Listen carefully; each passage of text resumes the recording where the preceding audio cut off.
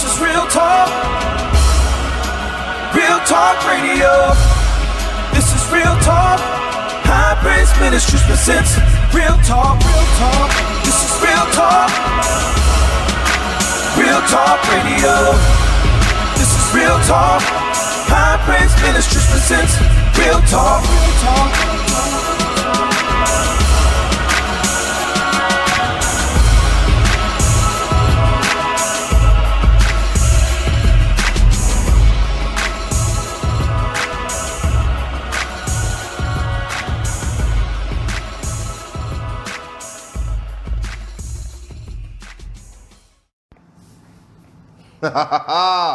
And welcome to yet another edition of High Praise Ministries presents the Real Talk Podcast. I am your host, as always, Jesse Jones, here for another installment of this wonderful podcast I've come to love. Even when I'm tired, I've come to love it. And for those of you all who have been Real Talk Podcast listeners since the very beginning, you'll notice the intro's a little different. I got to give a shout out to my boy, Minister Rashawn Trust, out in Springfield, Ohio. He took our original concept and said, I heard something for this and I want to help out and I want to give you something. So he is the mastermind and the vocals behind our new intro. He coupled himself with my boy Mike Gibbs and Mike Gibbs Beats. And man, I don't know about y'all, but I like it. Makes me feel certified and official. So shout out to my boy, Minister Rashawn Trust. Shout out to my boy Mike Gibbs, and as always, shout out to my boy Russell Worthy. He is our graphics design artist. He designs everything for High Praise Ministries. He, along with my wife, I appreciate him. He's cool peoples. Let's go ahead and get on with the show. And as we get on with the show, we have a special edition of the Real Talk Podcast for you today.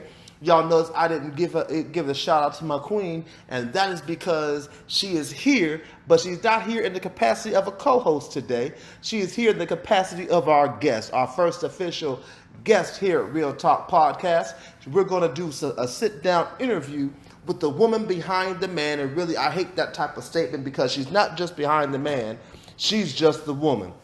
So allow me to present to others and introduce to some. She is the beautiful, vivacious, the gorgeous, the long ponytail, and tired, y'all. She is my queen. She is the queen, Falonda. Say hi to people, baby. Since we're going to be very intimate today. Hi, family. Really? That's what you're going to do? I'm going to need you to talk up a little bit, though. I'm going to need you to talk up some. All righty. So, as y'all know, I did a call-out last episode. Asking people to submit some questions to me because we're going to have a sit-down interview with the queen. And y'all turned up for me. I appreciate it. See this list? And this list isn't even all of the questions I got. Yeah. Because y'all really want to get to know me. And we may go a little over because I want to get through all of these. I like almost all of these. So I'm gonna run through these and let her take her time to be able to answer them. So you ready to get in? Because gloves coming off. We just gonna go ahead and do this. Let's get it. All right. So let's go ahead and start with the first question. I said was gonna be the first question no matter what, but somebody else said that they wanted to hear the answer to this question too. And that first question is, why did you marry me? I figured that would be one of the questions. Well, since this is Real Talk Radio, and for my beloved saints and some of your aunts. Don't forget the wannabes. And the wannabes and gonnabes. How about the gonnabes? Okay, so it was a combination of things. My first initial attraction to him was actually sexual. Let's just be honest. If I can just be real honest with myself, it was a sexual attraction. His mind is very quick. He is very quick-witted and quick-minded. He's good on his feet. I broke my ankle. I ain't that good no more. Mentally, he's good on his feet. Let me just clear that up. And that initially attracted me. It was something mentally stimulating about him first before anything else, other than his persistence. He is extremely persistent. He wore a sister down. I was like, wow, you still want to talk to me? That's interesting. You should be gone by now. By all my calculations and my science, you should be gone by now. And lastly, why did I marry him? Because he showed me his heart. When I needed him the most, I gave him an opportunity to walk away. We met in the most untimely of times. My mom had just had a heart attack and a stroke, and I was in the process of going to Chicago to care for her. And to be honest with you, I was really fed up with Columbus, Ohio, and didn't want to be there. And I was taking that from a sign from God that it was time to move forward and move back home. So I was in the process of, because my mom was sick, my mom needed me, I needed to transition back home. And he called me and texted me the whole entire week that I was there. And his persistence really won me over. He was very supportive. He was very caring. When I got back, he was the first person to pick me up from the bus station. And it's little examples like that, like being there for me and my daughter, even when he didn't have to. We went through some difficult times where he had the opportunity before we were married to walk away, and he didn't. So it is him just showing me his heart and that he genuinely cared.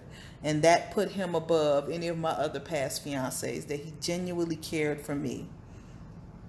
Aww. Now, see, there y'all go. See, y'all got the answer. We can go ahead, leave that alone. She married me because, like she said, I'm good in bed. That's what she said. That's what I got out the Oh, my goodness. That's what I got out of it. I said, that is, wow, Jesus. Let's move on. So, one of the questions that was submitted, and I purposely made sure not to write who sent what questions so that I wouldn't get preferential treatment to the questions either. Gotcha. So, one of the questions that was submitted says, what are some challenges you faced being married to a pastor? Oh, okay. Well, if we could be really honest and raw, for a lot of women in this position, we know that if you look at the body of Christ, and typical on which is our Saturday, our worship service, or your Sunday worship service, if you're not a member of High Praise Ministries, and if you're not, I don't know why you're not. But anyway, the majority of our membership is women. I mean, the body of Christ, women outnumber men nowadays. And so you have to put your insecurities aside. We still married. At the end of the day, be it pastor and air quotes first lady, we still married at the end of the day. So I really have to be secure in our relationship, because not only do he is not one of those, and not no slight against them, know that they have bigger congregations. He's no Joel Osteen, no Bishop T.D. Jakes, or any of those big pastors. But he is very accessible to people. And I think that's one of the things that I love about him as a pastor. So I would want him to give that same kind of courtesy to other people. So there'll be calls and texts and phone calls. And some of y'all have some frivolous questions. And sometimes, as we grow in Christ, some things are just common sense. But that's just me.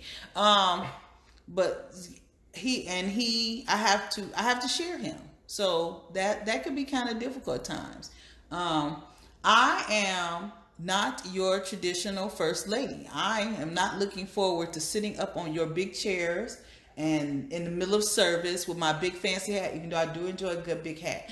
I am not the traditional kind of sit there kind of person. I am out and about my life. I love life. I love enjoying life. And the demands of ministry kind of hinders us from doing things that more so I would like to do. My husband's done this all his life. And this, I don't know if this is a question on there, but I'll go ahead and reiterate this for people who don't know me. I've not been saved all my life. I did not grow up in church. I got saved at 19. And I've really been taking this walk seriously since I was in my 30s. So for me, it is it's a balance of, the timing and demands of the ministry versus the time and continuing to build our relationships. I would speak to any of you who are married and who are pursuing marriage and want these long-term relationships, that you have to learn the balance, because you can't get lost. And if you get lost in the shuffle, you could lose each other. Both can only take on so much water before you lose each other. So it's a balance and a struggle, but it's worth it. Like, since am I overshot the question? No, go ahead. This this is all about you. You do you. I would say that this has been one of the most taxing and beautiful experience that I've ever had to observe in my life. Like, from watching two of our members, I don't know if I could say their name or not. No, we're gonna leave the names out for right now. Getting baptized and seeing people saved and delivered, and just people propelling themselves in their purpose and just reaching levels in God that are just aspirational. Within this ministry, it has been such a blessing. You don't know how much that blesses me as much as God blesses you. Like, just to watch it, just to partake of it, it's really quite beautiful. All right. I like this. These next two kind of piggyback off of what you said, so I'm gonna ask them in tandem. Okay. So the questions are: what is one thing that just doesn't seem to get easier for you in life as you go? And the other one is, what is one of your greatest successes since you've been called to ministry? I can go with one of my successes first. One of my greatest successes, and I give this none to me because I am new at this. Let me just clear that up. I still consider myself a babe in this. Even though I'm 4 years old, I am still a babe in Christ as far as this goes. I don't ever want to get to the point where I think that I know it all. Because once I get to the point I feel like I know everything, I'm dead. Mm-hmm. I'm dead in the water. But one of the greatest successes has been the number of souls I have been able to walk back to Christ or to Christ. Be it within the youth ministry when we were at VLCC, or the ones who have came into salvation or recommitted their life to Christ within Higher Praise Ministries. And the fact that God could use me, someone who I just thought just was not worth that. Like, I never saw God being able to use me to get people to Him. And that it has just been such a blessing. Like, that's been one of my greatest experiences, to know that, I can help someone in that manner, just to get to Him. One of my struggles is public speaking. I have no problem ministering to people one-on-one. You could call me, text me, inbox me, within reason. You can do all of that, and I will have no problem. I will pray with you. I will sit with you. I will cry with you. If need be, I will get a bat for you. Because sometimes people need to be taken by the force of violence. Anyway, I will do all of that with you. But public giving messages, I still struggle with feeling like I'm not worthy to do God. I struggle with doing God justice. Mm-hmm. Like, I don't ever want to shortchange all of His goodness. Like, I try to express in the best way possible all of the goodness I have experienced with God. Like, for me, so I have a background in sales, and that we were always taught the best way to sell a product is to sell the benefits. Mm-hmm. And when it comes to Christ, there are so many benefits to this relationship, and I just want to express all of that to so many people. Like, sure, there's some stuff you can't do, but if you be honest, a lot of those things are illegal anyway. Mm-hmm. You can't do them and not go to jail. So, but they're to express the benefits, to being like just Him raining down blessings, Him healing, Him delivering, Him loving you, like for so many people. Especially nowadays, like, there's a real absence of love in this world, like genuine, pure, unadulterated love. People have bad intentions and motives, and it's ingrained in us, and now we teach it to our kids. You love me if you buy me a PlayStation 4. That's not what love is about. But knowing that someone could love you through your faults, your good, your bad, and your indifferent, that someone can continually love you and support you and have your back. A lot of us don't have that. So I struggle making sure that when I do go before the people, that I am saying the right thing. Mm-hmm. Like I don't want bad advertisement for God. I don't want that. So I struggle with my worth and whether or not I'm saying the right thing. I always overthink it and process it. Interesting. And I promise y'all, for the most part, all you're going to hear from me is questions, but I have to jump in here for just a moment. That is a struggle that almost every minister has gone through. Either they're going through it or they have gone through it. Mm-hmm. Feeling worthy, making sure you're saying the right thing, worried about if I say something and it's wrong, the impact that can have. Yeah, because, I mean, to be honest with you, it's a lot of people out here who are spouting bad word. They are poisoning the people. And I don't want to take people's lives because I said something that's incorrect. But that's the wonderful thing about God. Like, one, he'll always give you another opportunity to clean it up. Mm.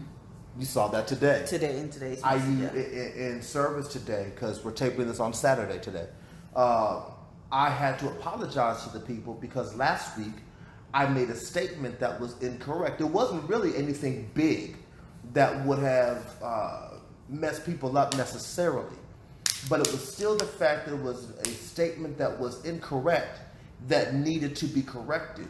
And I took the time, one, to apologize because I had got something wrong. And then I went ahead and corrected it. That's the first thing. So God will generally give you the opportunity to correct whatever mistake that you make. But the second thing is the fact that you are consciously aware that there's a chance that you may say something wrong. Mm-hmm. That's why God wants to use you. He doesn't want to use the arrogant. He doesn't want to use the haughty, as the Bible likes to talk about. Mm-hmm. He wants to use those people that recognize, I can't get this wrong. Mm-hmm. And if I do, I'm messing your name up. So God, it can't be me.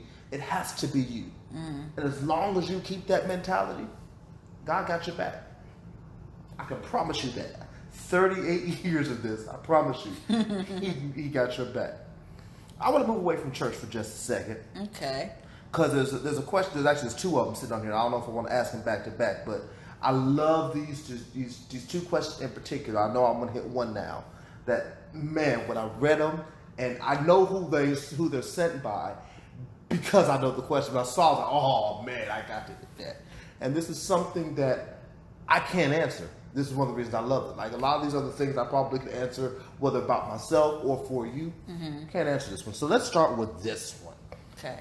It says, as a former single parent, what impact is the increased rate of single parenting going to have on society going forward?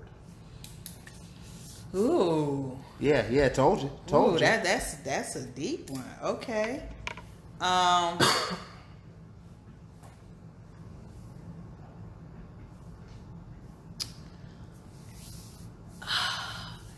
think we are crossing.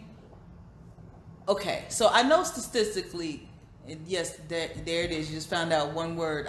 Something I cannot do. I cannot statistically. Thank you. Say that word correctly. Mm-hmm. There it is. I found one of my flaws. As far as what the numbers say, the number of single parents that are out there is actually decreasing. And I can only speak from the minority community.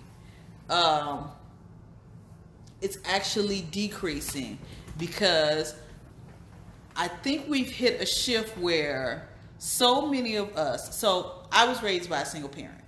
I had a relationship with my father up until he passed, but he lived on the West Coast and we lived in Chicago. He lived in California. and I lived in Chicago. So a large majority of my life, a lot of ours was telecommunications and letter writing. And that is how we maintained our relationship, except for the times when he actually lived in Chicago with me. And I think there were a lot of people like myself. Like, I never set out to be a single parent. I don't think any woman sets out.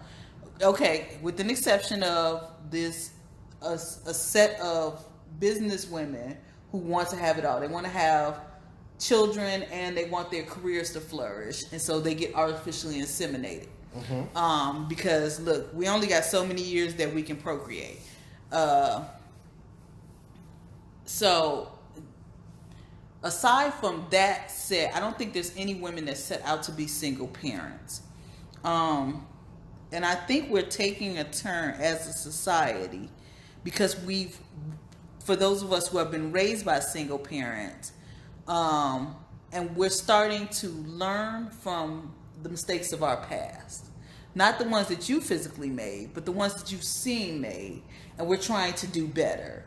We're also seeing an influx of single fathers as parents now too.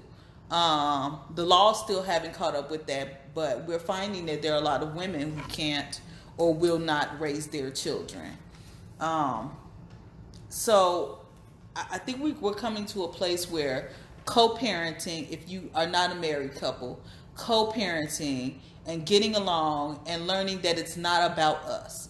For me, it was when me, okay, so for those of you who don't know, Ashley is not Jesse's biological child.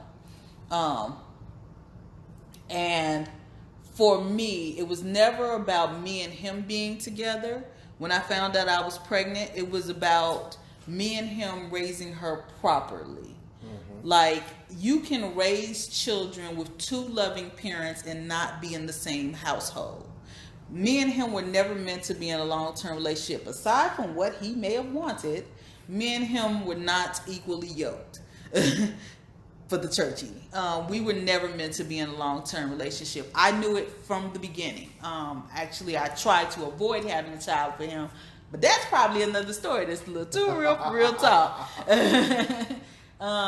But yeah, me and him, my goal was that we co-parent her and that she get the proper male influence and the proper female influence so that she be a balanced person. And I think as the generations continue, that we will start to do better as men and women. Like, men are starting to realize how devalued they are and what role they have played in that. And so you're finding fathers stepping up and being single fathers when women weren't, which is a new thing because that's never genetically, we're not made for that. But men having to step up and nurture and raise their children. I have quite a few male friends who are single parents. But it's because we're starting to learn from the mistakes of the past. So it's either going to go, we're going to do away with single parents and people are going to start wanting to raise their children together and not having children, and they don't intend to be with that person for the rest of their life and co-parent together as a married couple. Or we're just going to have people who are technically legally single parents, meaning they're not married, but still co-parenting one another together. The shift is happening though. So you're seeing more fathers, aside from the whole child support issue, the financial aspect of it, because men are tired of that. You should have been there in the first place. Anyway, but aside from that shift, it's they're finding out how little value they have. And now that we have this more emotionally connected, I don't want to say feminized, but emotionally connected kind of man that is coming along now in these generations, they're finding how little they are devalued, and they're trying to do better. So, like, my brother has 6. We're gonna call it 6. We're not gonna name names. We're just gonna call it. He has 6 children by 3 different women, and he makes a conscious effort to to be there for his children. He was raised in a household with his father the majority of the time. I want to say the majority of the time, up until our parents separated. But I find that he makes a conscious effort to be there for his kids and get to know his kids. Not just to be there and hand out the paycheck, but to spend time with them and get to know them. The value of the man in the household is starting, I think it finally clicked for a bunch of men out there that I have a role to play. And if I don't play a role in my child's life, then somebody else will. I'm easily replaceable. And they feel devalued because of that. So I feel like there's a shift happening there, that men are making more conscious decisions. I can't say it's all men. We have a granddaughter now. I can't say it's all men, but I will say that for, I guess it goes back to Romans 8:28. All things work together. So even though it may not be, it wasn't Freddie raising Ashley, but God sent you in the place to help raise Ashley. So I think we're starting to see a shift in that. Kind of like, I know this is off subject, but kind of like in the body of Christ, where we're seeing, fathers in the gospel, ministers, getting fired and being replaced, in a new generation raising up to start to lead, guide, and direct, and even mothers in the gospel. I think we're starting to see that kind of shift in the home. Like, you see that there are men who are willing to step up. And we have to give them credit where credit is due. Because, it's not a lot of y'all, but you're one of the good ones. Like, and there are other men out there like that. A lot less futures, a lot more emerging Russell Wilson. Yeah, a lot more Russell. That's a good analogy. There's a lot more Russell Wilsons coming up than the futures. And it's a shift. It's gradual. But we as women have to do our part. Like, you need to be more selective. Like, people be saying that, you ain't gonna never be with nobody because you need to have your standards. You need to set your standards. Know what you're getting into and be realistic. We cannot have the attitude that you are going into a relationship with somebody and you are going to change a man. A man is a man. And as soon as you start and you have the ability to alter him in a good way, if you think you have that ability to alter him, know that you also have the ability, and someone else has the ability to alter him in a bad way. If he is a fully formed man, then you should not be able to sway him that much. He shouldn't be moldable like clay. He should be more like a good stiff pizza dough. Did I answer that? Yeah. Okay. Yeah, you're good. You're good. Like I said, this is you time. Okay. The people in general hear from me so much. This is one of the reasons I wanted to do this interview, because I felt like it was a good idea for them to hear from you. And the majority of these questions, 99% of these questions, come from the people. And people you know. So that's what I also found interesting in some of these questions that they're asking. I was like, yeah, I like that one too. So let's woosah for a second. Okay. So and let's bring up this is a kind of an easy, laid back question that's interesting. I may make it a little deeper afterward, and depend on the answer. But the question says, what is a food that you eat or have ate, or that you see or smell, so a food, that always brings back memories? Oh, that's a good one.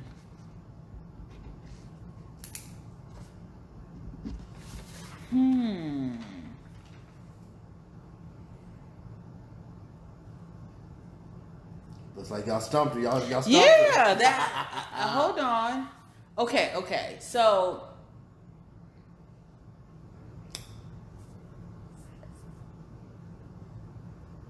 I guess it would have to be, and I have to kind of generalize it, but it's not, but baked goods.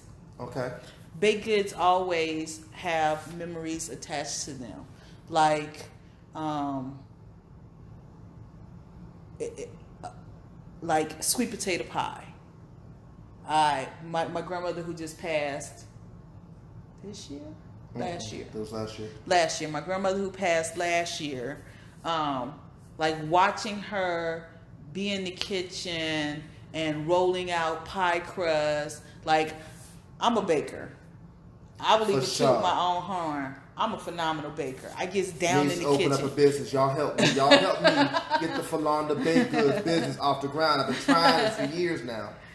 But I attribute all of that into the love and the passion and intensity of watching my mom cook, and my grandma cook, and my great grandma Julia cook. I can remember when I was probably 4, maybe 3 or 4 years old, visiting my grandmother in Mississippi, and watching her make biscuits with a spoon, which I thought was like, once I found out you're supposed to do it with your hand, that the majority of people do it with their hand, I found it very odd. But she can make the most elegant biscuits with spoons. She would be in the kitchen with wooden spoons and the flour and everything, and just whip them up. And then come to find out years later that my grandfather didn't like his food to be touched. So she learned how to make biscuits, and she would whip them things together and with the spoon, and it was just amazing, and roll that dough out, and she hardly ever touched the dough. Like, I will make biscuits and have flour up my arm. So like the smell of flour and sugar and cinnamon and apples. And even now, those kinds of memories. I can remember the one Christmas, like if I smell peach cobbler, where Ashley tried to make her first peach cobbler from scratch. And she was in there with the dough with her hands, and I'm trying to instruct her on how to properly do it and roll the dough, and her losing her mind and trying to get the right balance of spices and sugar, and just being so proud that she made it and being so judgmental about it. But the smell of baked goods always, like, they bring back memories for me. So I guess that would be the one food. In that same vein, there's a question that says, what is your best memory of the last 3 years? I'm going to expand and say the last 5. Ooh. 3 is a weird number to me, so I'm going to say 5 years. Okay. Not to take away from all the other great memories that I've had. Mm-hmm. Don't be prefacing it. It is your answer. Your answer is what it is. Watching Layla be born.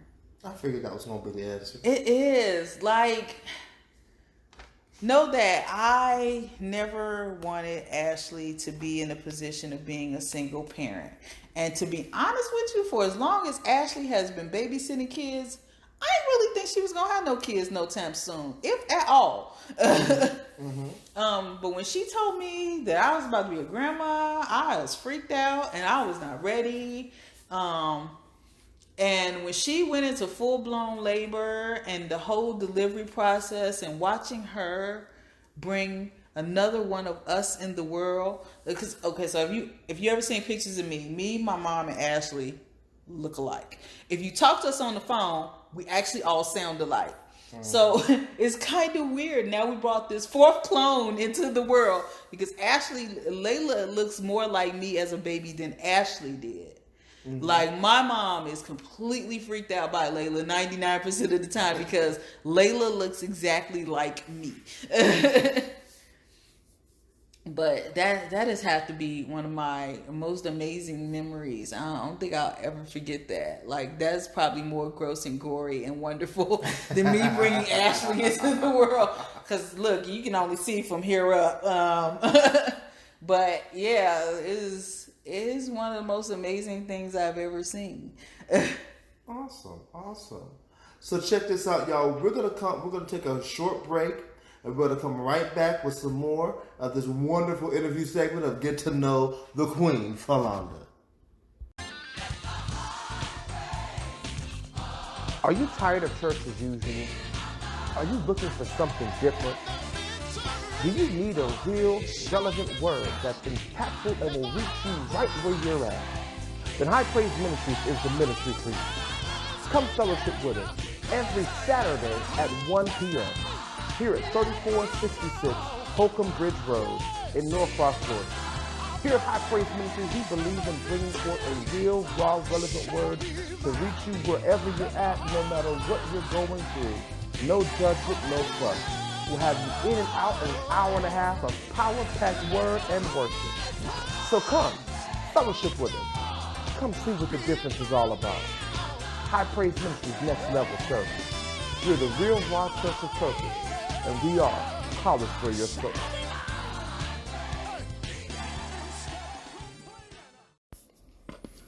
And we're back. All right. In case you're just joining us, I don't know how, but that's what they say when we come back from a break.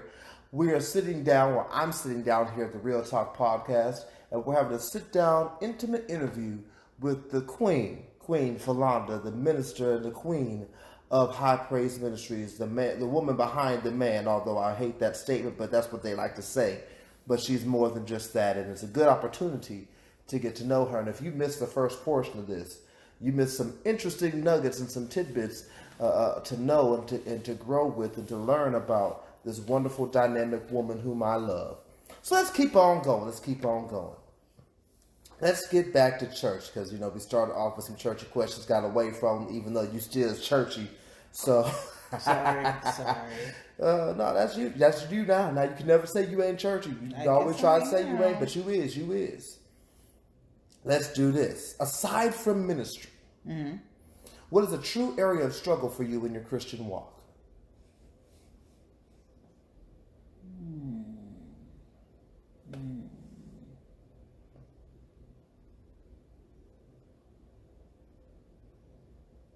That's a good one.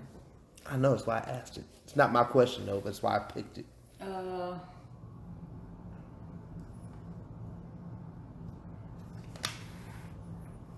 I want to say, okay, so the first thing that pops in my mind is forgiveness. But I have taken some step in these last couple of weeks. Yes, you have.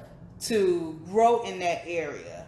So I guess one that I would have to say probably would be second to that would be money. Okay. Money and finances. I tithe. It may not be much, but I tithe. I tithe by 10% on all of my increase, my income taxes, the whole 9 yards. But I guess I struggle with, okay, so for all these many years of not only taking care of myself, but taking care of my family, and being like a big breadwinner, it is hard for me to not be in control of the finances. And it's been a struggle, like me looking back over my years of life, and all of the money, because I know money. Okay, so here's the thing. So like I know money, I know how to make money. I have been blessed to be around some people who have taught me about finances, investing and saving and things like that. And because I know better, I feel like I always should be doing better. And I'm not where I want to be. Like, there are things like, it may not seem like it, but I got some bougie habits.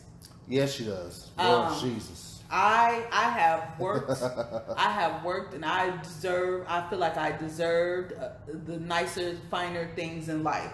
So when I can't make the money and put the money towards the stuff that I want, it troubles me. And I know that we always talk about that this is a faith walk and casting all our cares upon God. But I feel like my struggle with wanting a Louis Vuitton purse should not be, I feel like that's a frivolous care to cast upon God. So I struggle with that. Not that I'm going to rob him in my tithe and my offerings to do that, because I have learned better. I've been spanked on the hand before for that. So I've learned better, but it's hard. It's hard when the bills come in, and my goal is to be a homeowner. Like, before I die, I want to not only have my home, I want it upon my death to be paid off, and Big Mama's house be passed down, and build generational wealth for our family.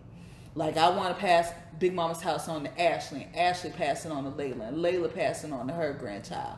Like, that is one of my goals and aspirations, is to have that.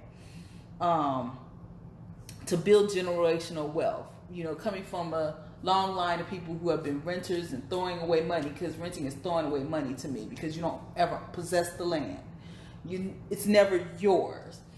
And I want to build that generational wealth, and I struggle giving that to God, because I'm always constantly trying to figure out, and then I get upset with myself when it doesn't come to pass. Like, so finances and giving him that, and to be honest with you, trusting him with that, it's a struggle with me. And I promise you, as a pastor, as a person who's been in church all my life, finances being a struggle in terms of this walk is normal. You are committing the thing that you can see, touch, and know what to do with to someone you can't see and have no idea what they're going to do with it.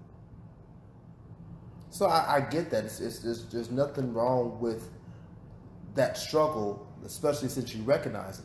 My only statement, slipping into pastor mode for half a second, would be simply this. Have you ever thought about maybe the reason that you don't have some of those things are because you have not casted those as cares to him? I know. And I don't mean just like the house and all that. You made a statement of you feel like maybe the Louis Vuitton bag is a frivolous thing to cast on him. But maybe you don't have that bag because you have not said, hey, God, this is what I want. The Bible teaches us that our job, or one of the things, not our job, but one of the things that we're to do is to make our requests known unto God. He didn't tell you to weigh what your request was. He didn't tell you to weigh how big or how small it is. He just said, make your request known. Let me make it practical for you. Now shut up. Well, I won't shut up because I'm asking questions. You would fuss at Ashley if she didn't tell you she wanted or needed something as a child. Yeah. No matter how big or small it was, you would be highly upset if you found out Ashley wanted something and didn't come tell you. Yeah. Why would God be any different? Our Heavenly Father, which is a parent, which means you're his child, and you have a desire, and his command is that we speak to him our desires, though he knows them. Our job is to speak to him those desires, and he chooses not to do it. So his statement is, as long as you choose not to give it to me and tell me about it, I'll withhold it till you're ready. I'll leave that alone. I just figured I try to say that just I hear you. I told y'all I wasn't going to try to talk to you, but I'm trying not to. I'm just sitting and listening and enjoying y'all hear me so much. Like I said, I need y'all to be able to hear from her. So let's move on before I start preaching again. Ooh, I like this question. What besides God motivates you?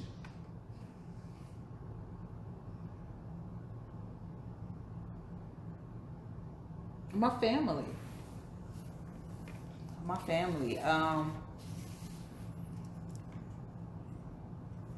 Like even coming into this walk and getting saved, it really wasn't for me. It was for Ashley. Like me, I wanted to be the best parent I possibly could, and I found that I couldn't do that by myself.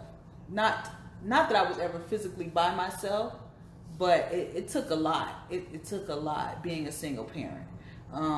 And so my motivation before even thinking of myself, because if I could just be really raw with y'all for a moment, I did a lot of things, and I'm a very conscious and honest person with myself. I never want to sugarcoat it. So I've done a lot of things in my past that had I had have died on the day that I did these actions, I'd went to hell. I wasn't saved. I wasn't trying to be saved, and I was actually okay with that. Like, some people be like, oh, no, because, oh, so-and-so is in heaven. No. If we be really real with ourselves, and you can't be no more rawer than with your own self. You have done some things that if you drop dead today, that day, after you done that thing, there's a good chance you're not going to make it in. And I was one of those people that I was okay. Like, me and my friends would joke about it, but I was serious. I'm like, yeah, if we drunk driving in this car tonight, and if we crash and go in an accident, just know that I got VIP passes to cross them fiery ropes to take this cruise down under. I'm okay with that. I was okay with that. But I wanted to give my child the best opportunity possible. I am very conscious of my actions nowadays, especially with my family, because they, for all intents and purposes, I know kind of it was intentional and some of it's not intentional, but my mom kind of raised me to be the replacement mommy for my sisters and brothers, to take care of them and make sure that they taken care of and kind of raise them, because my mom didn't expect to live this many years. She really didn't. She's a very conscious and honest person about herself and her actions, and she put herself in some situations where it's only through the grace of God that she's still here today. But I wanted to make sure that I tried to make sure that when I did these things, that I was very honest with my family about my actions and the things that I have done, because I don't want their blood to be on my hands. So my family is a great motivator. My friends, my family, people coming up around me, coming up with me, being groomed and molded by me. Ashley, Layla, even my husband. I try not to, like, I have moments where I just want to wow out. But I try not to make sure, like, okay, so if I could just be very raw, and y'all gonna be judgmental about this. So we are in Atlanta. Woo-hoo! Where there is, so put the sex aside. Put everything that you preconceive your notions about the strip clubs aside. That is a whole other culture here of entertainment, and I would like to go. Let me just be honest. I, in a previous life, have had experience in the adult world. We'll just leave it at that. You didn't ask that question, you don't get an answer to that. Don't try to bring that up later. I am comfortable with who I am. I'm comfortable in my salvation. I am comfortable in my sexuality. And I just think that art in all of its forms can be beautiful. I cannot go into a strip club with my husband because, for one, he thinks it's gross. Oh no, it's not that I think it's gross. It's just that there's no point. First of all, he don't see the point of it. I really don't. Since it's real talk, I'm just gonna be real raw for a second. Y'all forgive past for being real raw. Here's the thing: I've never understood the purpose of intentionally giving myself blue balls. All of the hormone, all of the erection without the payoff. I don't see the point. I understand that. I respect you for that. At the same time, I don't want people to think bad of you. Like, for as many invites and opportunities that so this Atlanta, like, it's for real. It's going down. Like, there was actually a block party, a 1996 block party I wanted to be at today. Right now, during the middle of this broadcast, I wanted to be out there listening to old school reggae and dirty whining and getting it in. But at the same time, I have to be very conscious that to not present my husband or this ministry in a bad light. So it's a balance. It's a balance. So let me go ahead, since this is my ministry, or excuse me, for y'all who are super deep in churchy, the ministry God has given me to watch care over. Let me go ahead and squash out real quick while we on air. See, some things we working out right on air. We don't mean to, but they come up, so here we go. You ain't got to worry about that. It's not your job. First of all, it's not your job to worry about how the ministry looks. Mm-hmm. That's my job. It's your job now, if you speak word, to make sure you're accurate, because that reflects on you. Mm-hmm. But all of that aside, nigga, you my wife. You there, 90% chance I'm gonna be there. What? Look, I'm so tired of Christians acting like Christians got to be uptight. Wasn't none of y'all listening to Jesus Loves Me This I Know while you was getting busy making your kids. Some of y'all was dirty whining. Some of y'all was listening to this 90s music. I'm a 90s R&B fan. Some of y'all was listening to it. And some of y'all, a couple of weeks ago up in Columbus, was sitting right in church on Sunday, but on Saturday, you was at the Boys II Men concert. So let's stop acting like we always Jesus, Jesus, Jesus. You wanted, you could have gone. Well, I mean, you was asleep, so I mean, you couldn't have gone there, but I ain't going nowhere now.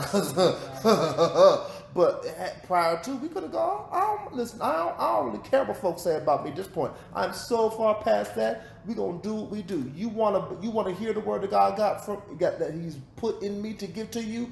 Cool. If you don't, cool. I ain't worried about it. You stop being concerned with these trifling, ignorant, immature, still breastfeeding 30-year-old Christians who ain't never really had no real encounter with Jesus, and all they think is that Jesus is coming to church, giving your offering, and kissing the foot of the pastor. Ain't none of that about Jesus. Jesus about your relationship.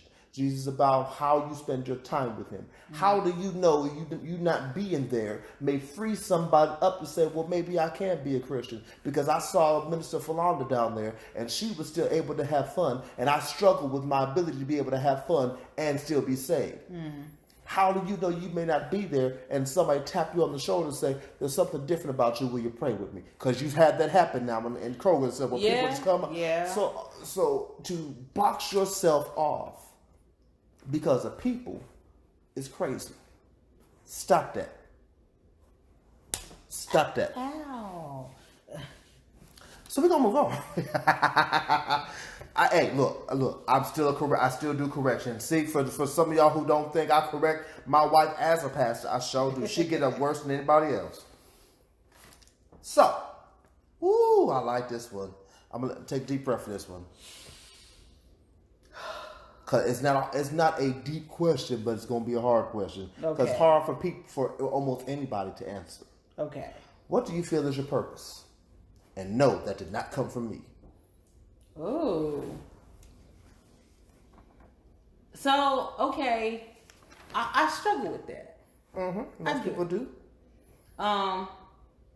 Because if you'd have asked me that question at 19 when I first got saved, I would say to be the best mom I could possibly be, to raise Ashley into greatness. Now that Ashley's an adult, I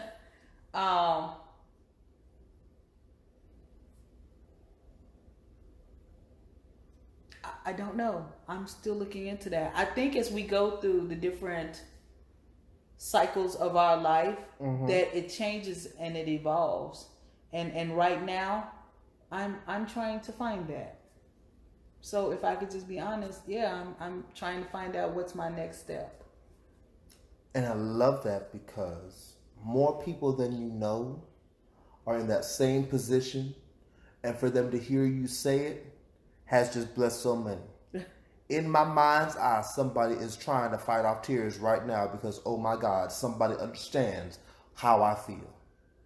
I don't know my purpose, but I'm in church and I feel like I'm supposed to. So I've been faking it all this time, and I didn't realize it's okay to not know and still be seeking. Yeah, I went deep on that one just for you. I told you we're gonna get there. Let's take a woosah. Let me get a woosah in here. So let's get, okay, here's a woosah question. Here we go. What is the silliest or craziest fear you have?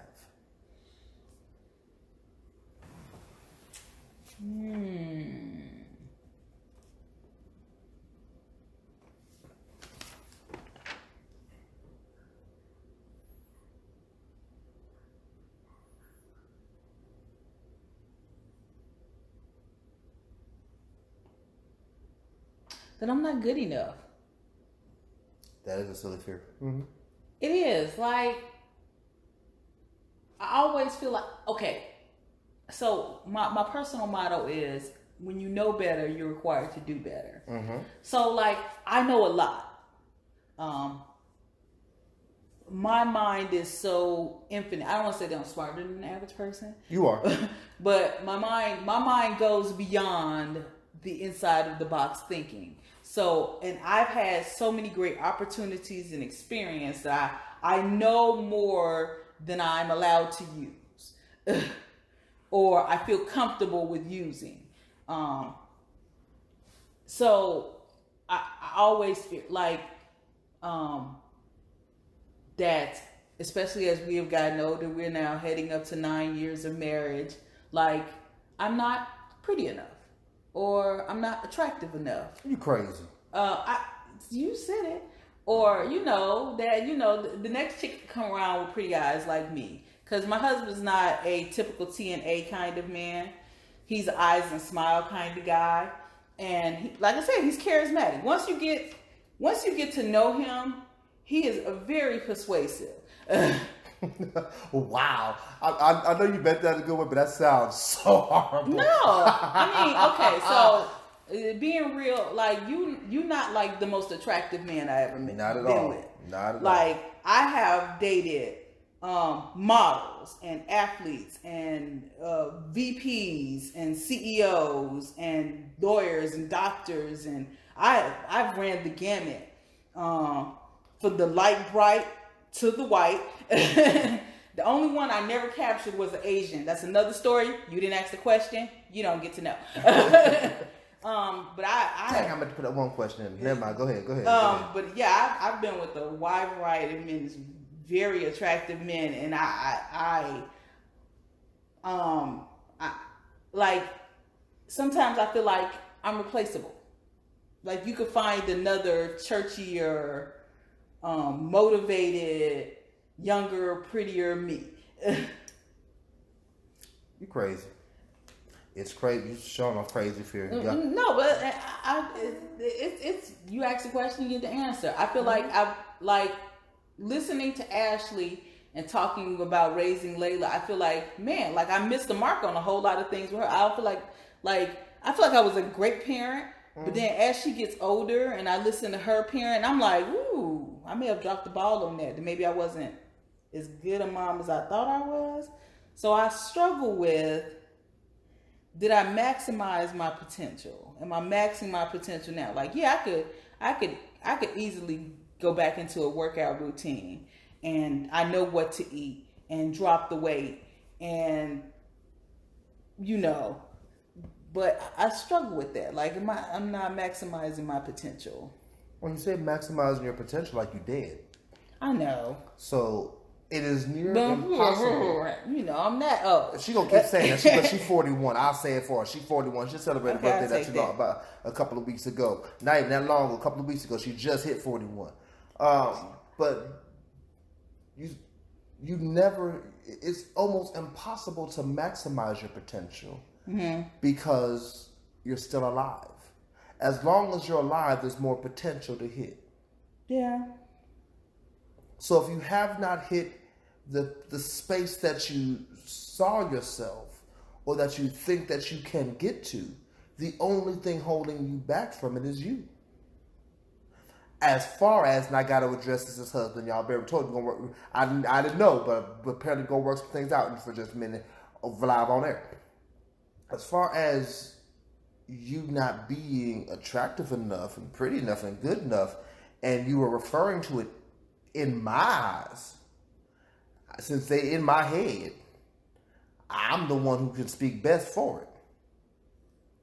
Nigga, you are still fine. Listen, they would get a show that keep playing around with me. Hey. I have no problem telling the world, you are still fine. You are still attracted to me. Still desirable. I've been waiting to use that counter, but we ain't cleaned it off good enough yet. You are still.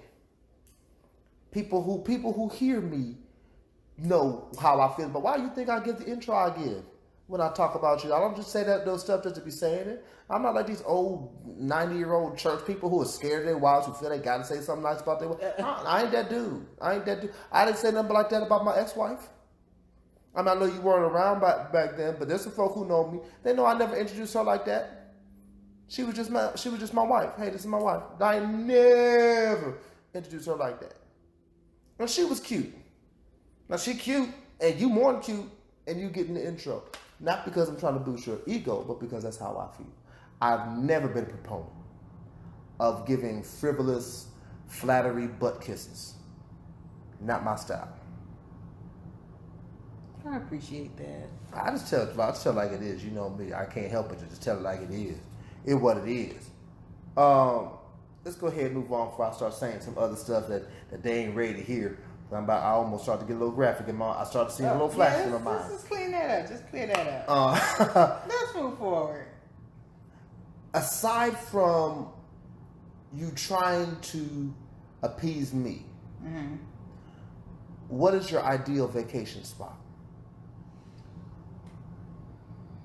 For those who don't understand that question, the person who asked the question understands, but for those who don't understand that question, I'm not really big on trying to travel to a whole lot of places that are not American, only because, and if you're not American and you're listening to this, please don't take offense to this, but I don't speak your language, nor am I trying to.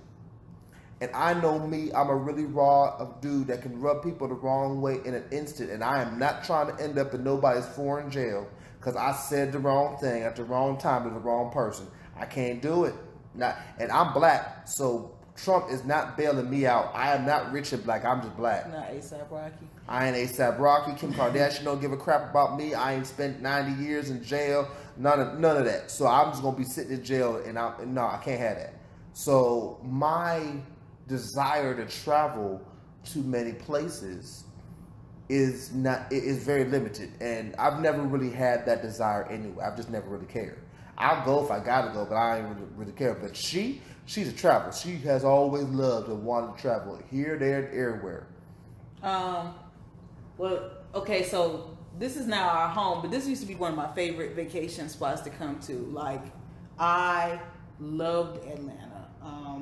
The few times that I've had the opportunity to come down here on our girls' weekends, it was just such an all-inclusive environment. I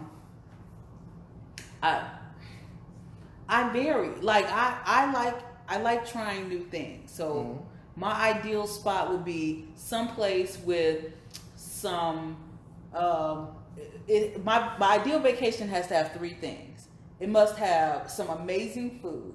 I love food, and I want to partake of all of the indulgence of the world as far as that goes. Now, all at the same time, I'm not gluttonous, but I want to sit on a patio at a cafe, like some random small little mom and pop cafe in France, with a glass of wine, eating some stinky cheese and some bread. And make sure you have a breath mint. Like, I love that. I want to go to Thailand and eat Thai food. And reap the rewards of that afterwards. Probably not a good thing. So it must have good food. There must be good shopping. Retail therapy is for me. So I must have enough money to go. I want to go and shop some of these big extravagant malls in Dubai. And there must be something thrilling and new for me to do. The first time we went to Myrtle Beach, golfing. I had never done it before. I'm terrible at it. For anyone who don't know me, please know that I am not athletic in any sense of the word. At all. I have almost taken out many people at a bowling alley. Not my cup of tea. But I just want to try it. So going golfing for me for the first time was exciting. I was terrible at it. It was old white people cussing me out because I was so slow and I was tearing up the grass. But it doesn't matter because it was exciting for me because I had never done it before. So there must be some thrill aspect. I would love to go snorkeling off the coral reef. I can't swim. At all. But I want to learn just so I can go snorkeling off the coral reefs. I want to ride camels in Dubai. I want to be hot, sweaty, extra covered up, and ride camels in Dubai. I hate heights. I want to go to the top of the Eiffel Tower, look down, be nauseous, run back in the elevator, and get back on the ground. I want to do that. So there has to be, those are my ideal vacation spots. Okay.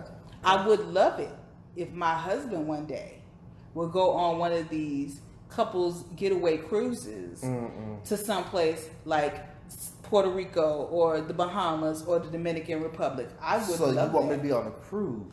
Yes. On a tin box Yes. that can get stuck or sink. Yes. First of all, Titanic ain't happening. We both gonna be on that door. Second of all, the disgustingness that goes on this cruise. I've heard stories. Now to go to the place, you have a better shot of us flying and going than a cruise. Cruise? To be continued. To be continued. All I know is the last boat ride black folks took didn't work out so well for us. That's all I'm saying. Wow. So, what is your dream job?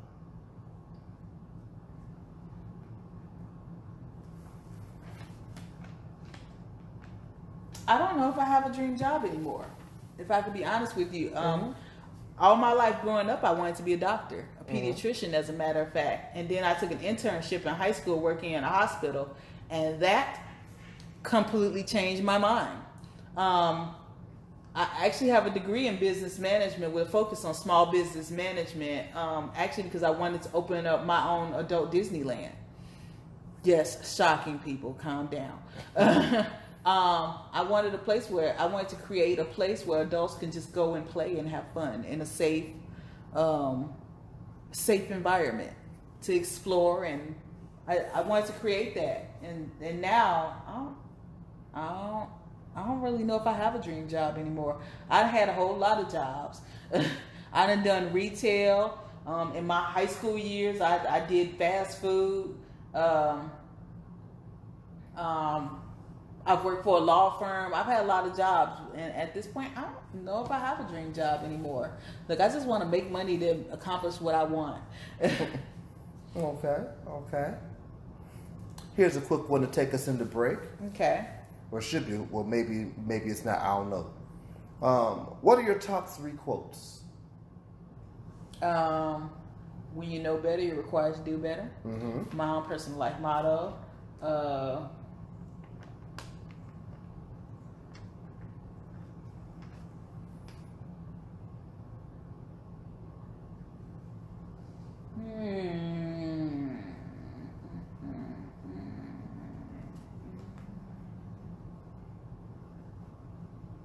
don't know if I have 3.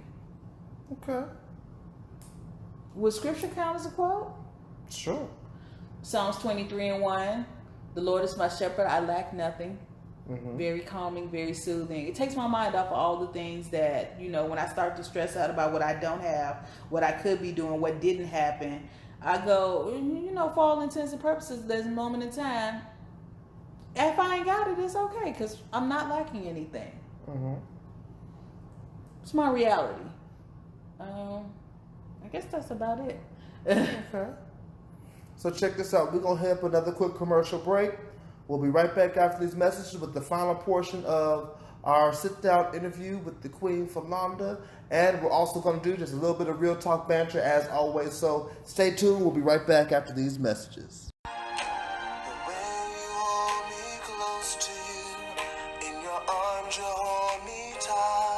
Melodies from the Heart, the first official EP by Jesse Jones. Download your copy now from iTunes, Amazon, Spotify, or wherever music is downloaded. If you love love, make sure to pick up your copy of Melodies from the Heart by Jesse Jones. I promise you'll love it.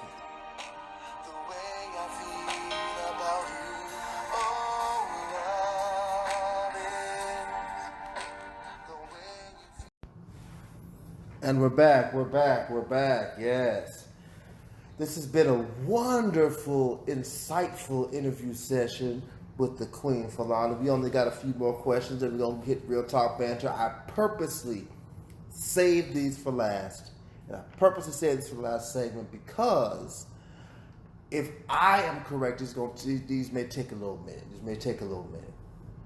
It is 1, 2, 3, 4 questions. Well, technically 5, but the fourth one's kind of split into 2. Actually, I'm gonna make that the first one's kind of split in half. So it's a half of one, half of two. So however you want to say it. Gotcha. Anyway, so it says, what personality trait in you would you change it if you could, and what personality trait in me would you change if you could? Ooh.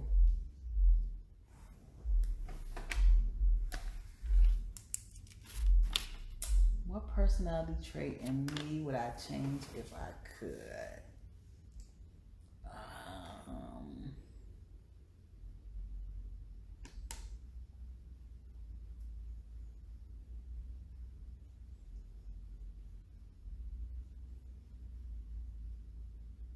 Y'all can start singing the Jeopardy theme song. Right.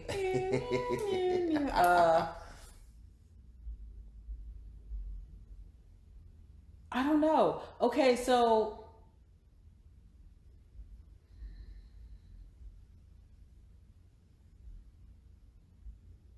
If y'all can see her face right now, she is deep in thought.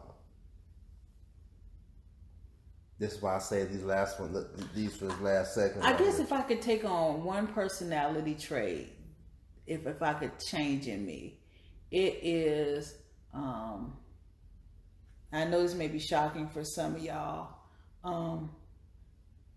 that I can be more caring. I care a lot less than what most people think I do. She fakes it real well. Like,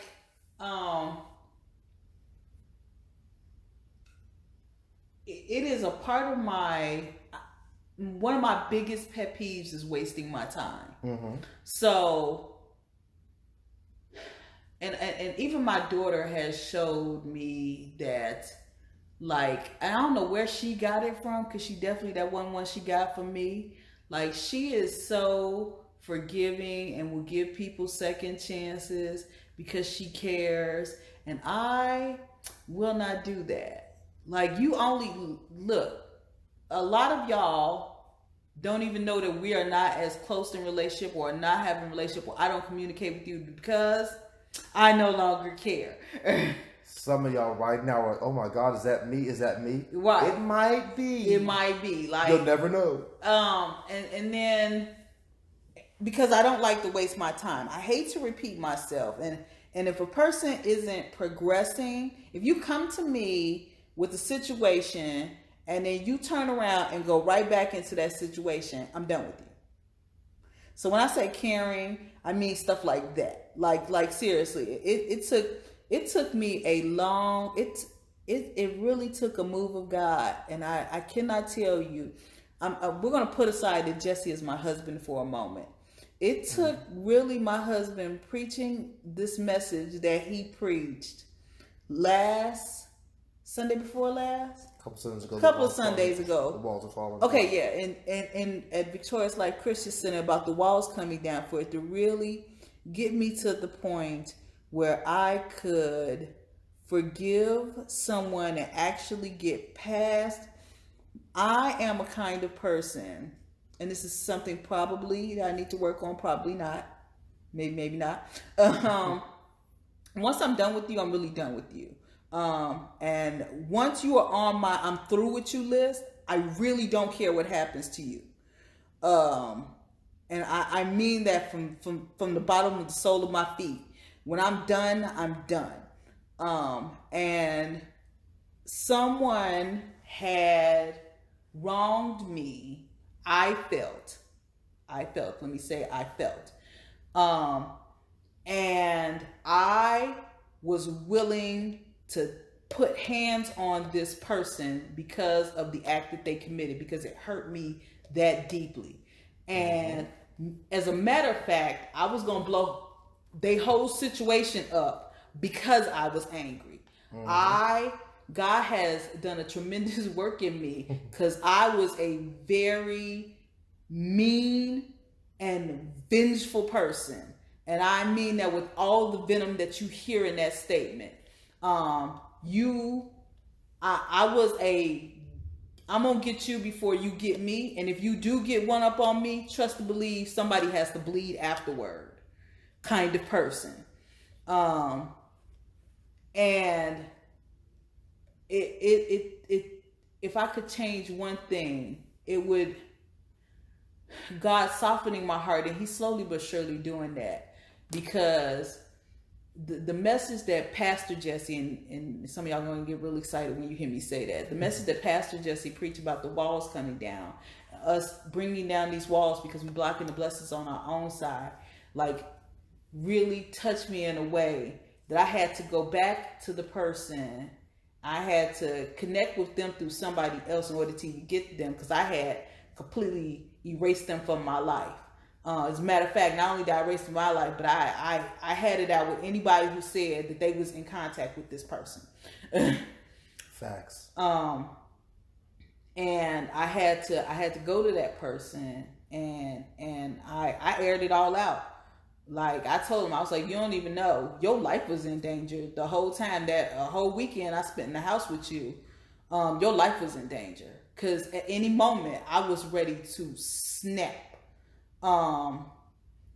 Because I wanted you to feel as much pain physically as I felt emotionally, which was a lot of pain, a lot of rage.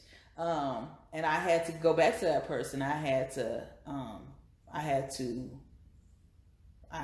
repent, reconcile, not even reconcile, but just, I had to go back to that person. And, we talked it out, and we said both of our piece, and now I'm at peace with that. And that's something I no longer have to hang on to. And yeah, I'm still working on that. There's still some areas I'm still working on that. I'm still a work in progress. God's not through with me yet. But that is definitely a wall that has came down on me. And it was a great weight. It was a great weight. And I've just felt so much lighter since then. So I know that this is something I'm working on. One character flaw that I could change in my husband, if I could. And there's 1,000 of them, so if I could just she's going through her mental Rolodex right now. Right. Which one do I want to pick and talk about? If I could pick one, I would.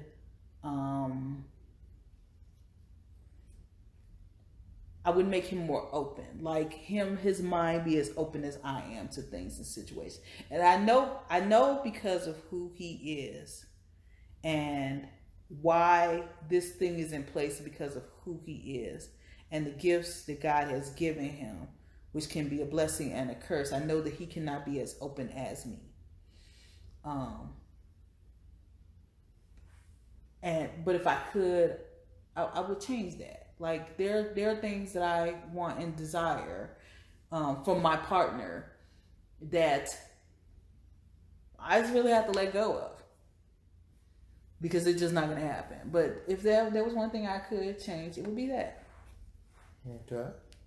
Oh, they're going to get heavier. the last couple are going to get heavier. This one I say because I absolutely loved it. This is probably my third favorite question. I say third favorite because my first and second favorite question I asked. So of course I'm going to like my own questions above everybody else's. Of course. But this is, of the questions I didn't write down, this is my absolute favorite question. Okay. Because it's going to give a lot. I think it'll give some insight and it'll make you think. Okay. I like it. So, if you had to be responsible for reaching yourself in the past, how would you do it, and what challenges would you face? Ooh. If I could reach myself in the past, say it again. If you were responsible for reaching yourself in the past, you're the old you. How would you do it, and what challenges do you think you would face trying to do it?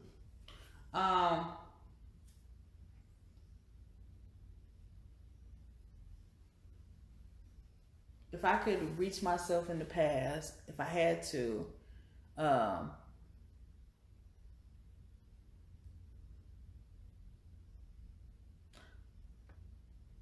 I would have to convince myself that that I'm loved. Like, not in the surface level set of love, but like unconditionally loved. And it would be hard because I wouldn't trust me to do that.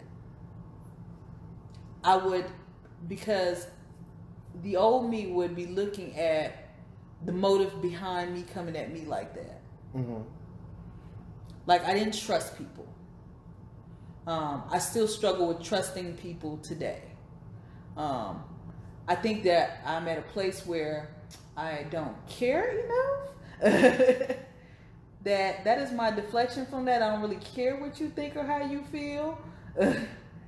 So I'm okay with sharing me.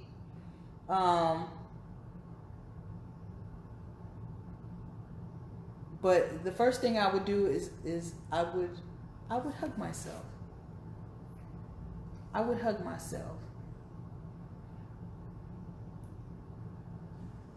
I can hear the studio audience going, "Aww," because I can see that. And these two questions that I didn't know. Well, these are the two that I asked, which are my favorite two. But I didn't know that question was going to be there. But I had every intention of asking this, so this is why I kind of saved it in that order. Gotcha. What advice would you give to your past self? That's a typical question people like to ask. But I have a nice little spin on that one in just a second. I always spin on stuff. So, what advice would you give your past self? One good piece of advice you would give your past self. Don't shortchange yourself. Just do it. Just do it. Go for it. If it fails, it fails. If it succeeds, it succeeds. Don't stop. I've stopped myself from doing a lot of living of my life, because I was worried about what other people needed and trying to provide and take care of other people. Don't stop. Keep going. Here is my spin on that. Okay. What question would you like to ask your future self and get an answer? Are you happy? That's heavy. Like, looking back over your life, are you happy? I should have asked that question last. That's a hard to transition out of. But yeah. So I hope you all have enjoyed. Oh, that was this. it? Yeah, that's all 20. Oh, cool. Oh, that was good. I want to thank you all for caring enough or wanting to hear from me, because I don't think I'm that important. Yes, you are. You are. So I want to thank you all for submitting your questions, and just taking the time to get to know me. Don't go nowhere yet, y'all, because we still have Real Talk Banter. I have 2 Keep Ones, which are all Falonda centric. I'm not gonna answer them because they ain't got nothing to do with me. Oh wow! And I promise you, if I know her like I believe I know her, not only is she gonna think to answer, it's gonna take a second, especially the second one. Gonna take her a minute to answer it. Wait till you hear her talk about these. So here we go. We ain't gonna go to commercial break. We're just gonna go ahead and go right into it. Dive right into it. Dive right into it. Keep one. Okay. Now or laters. Fruities. Chico sticks. Or Boston baked beans. Ooh. You can only keep one. And why? Now laters, Chico sticks, Boston baked beans, And fruities. and fruities.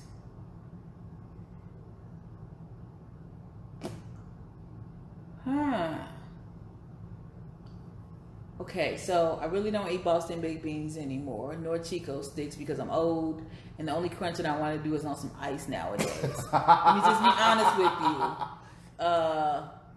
So that leaves up to now laters and fruities. I'm gonna have to say the fruities. The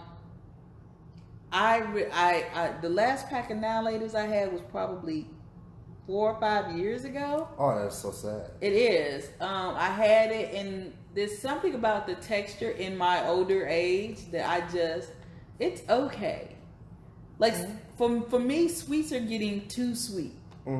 Fruities are small, compact, just enough flavor, sugary pop for the moment, and I'm good to go. So I'm gonna keep the fruities. Okay.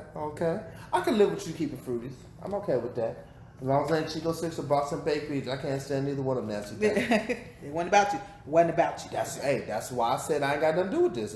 It's a you-centric one. So here is our final keep one. Okay.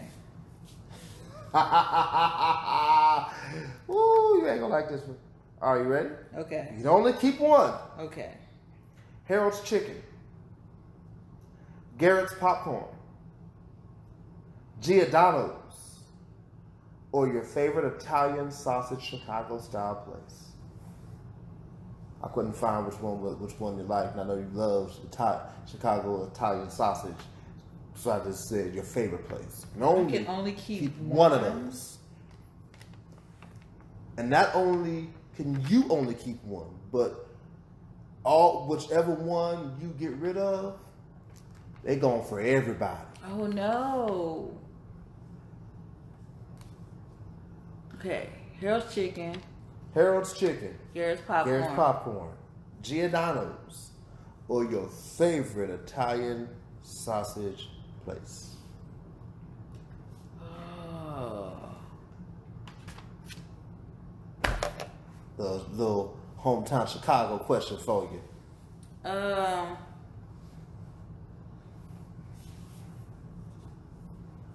Man, I'm going to have to say, if I can only keep one, it's going to be Giordano's. Look, everybody in the world needs to experience some Chicago style pizza.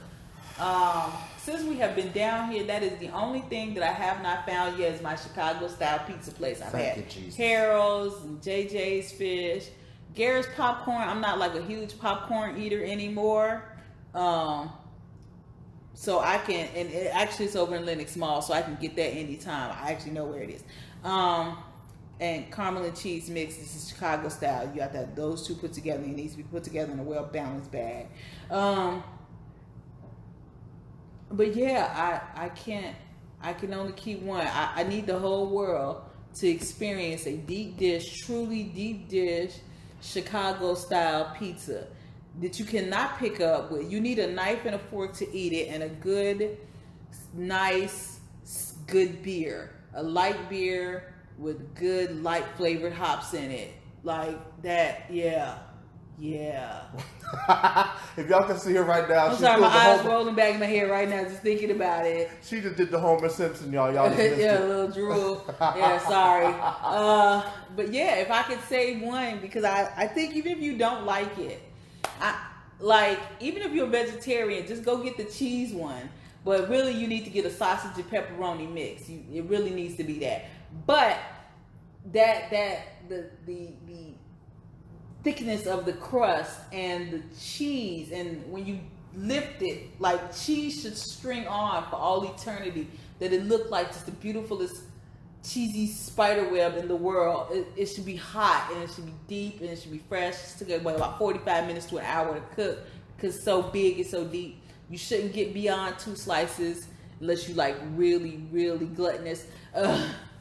Like for me, I just need everybody to just partake of it. Look, if you're in Chicago, go right now, eat a piece of Giordano's or Lou Malnati's pizza, and go and partake of this. If you are in Columbus, Ohio, or you listen to this, please head up to Polaris, go to Giordano's, sit down for the long extended wait, and really just partake of it and savor all the goodness and flavors of the sauces and everything.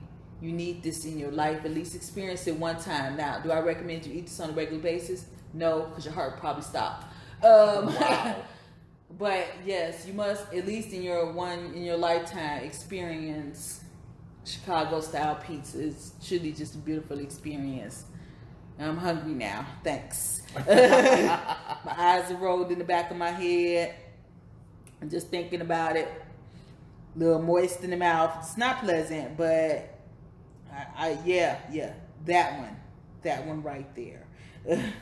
I told y'all there was gonna be some stuff that she was gonna say behind that, man. So I really, really hope you have enjoyed, as I have, this sit-down conversation and interview with my wife, the lovely, beautiful, vivacious, the chocolate. She's your queen to be. I did not instruct him to do that, y'all. I'm sorry. Hey, I got acoustics out here. I got to use them at least once.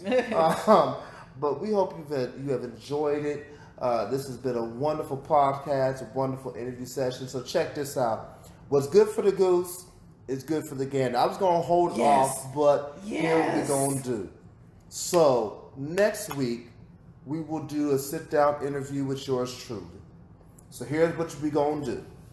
Submit your questions to realtalkhpm@gmail.com or submit your questions to the Real Talk Podcast on Facebook.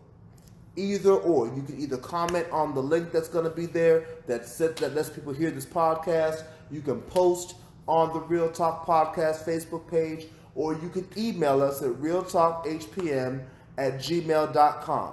If you email it, I'm just going to forward it right on over to the queen. I'm not going to take time to look at them and dissect them and try to get no cheats. Yes. She gonna pick all the questions that get asked.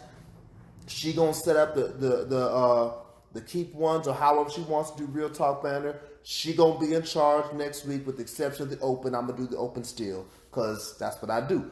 But we're gonna do that.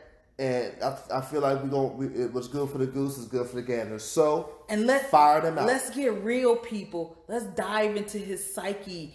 And let's jump in his ear and walk through his mind. Look, don't come in here. Sure, you want to get all the churchy questions out the way? Go ahead and do that. But let's really get in there. Let's dig deep, people. Listen, I'm going to warn y'all ahead of time. You mess around and take a walk through my mind, you're going to have some nightmares. Y'all can't handle all this stuff. Because unlike my wife is nice and delicate and beautiful and sometimes dainty and bougie. And so she was doing her best to sugarcoat some of these answers and stuff. I'm not that dude. Some of y'all listen. Some of y'all ain't going to want to view me as pastor no more. You hear some of these answers I get, some of these questions. Watch the questions that you ask. I live by a motto. So here's a free one for you. I live by a motto. Don't ask no questions you really don't want to know the answer to. Because I'm about to answer them. So that's what we're going to do next week. But until then, we hope and pray you have enjoyed this podcast. It's been a blast to get to know that much more my queen. I hope you have enjoyed it. I hope you've learned something. I hope it's given you something to make you think. And hopefully something she has said has also encouraged you as well. Listen. Do me a favor, and please, please, please, I got 2 favors I need from you. One, I really would like you to consider, I haven't said this in a while, I really would like you to consider becoming one of our valued subscribing members. All that does is we ask you for a small donation once a month. It's automatic. You can do it through Anchor, who is our host for our podcast, this wonderful platform that they have us on here at Anchor.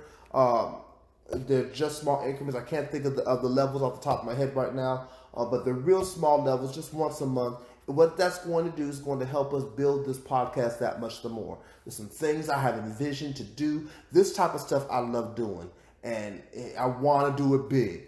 But I'm going to be real, it takes money to do it big. And I can't afford to do it all on my own with also having this apartment and being down in Georgia and having the ministry and wanting to take my wife out and all the stuff I got to do with justice. So I need your help. I know you got some things you're trying to plan to do, and I'm not trying to infringe upon that. But if you would consider that, I would greatly appreciate it. Here's another way you can help. Get this podcast out to as many people as you can. Share. Share it on every platform you can. If you're on Facebook, share that link. If you on Twitter, share the link. If you on Instagram, I believe you can share the link on Instagram too. I ain't on Instagram, but I believe you can.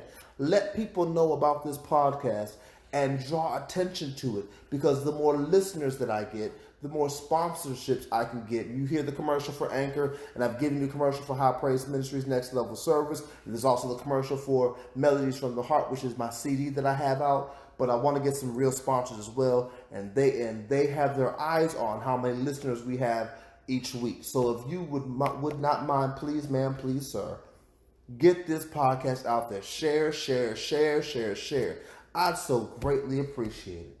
So here's the close. No matter who you are, no matter what you do, no matter what situation you find yourself in, make sure you always keep it real. This has been the Real Talk Podcast. Thanks for listening.